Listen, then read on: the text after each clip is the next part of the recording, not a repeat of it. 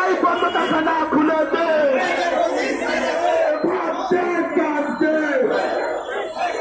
বন্ধ কারখানা খুলে দে দুনিয়ার মধ্যে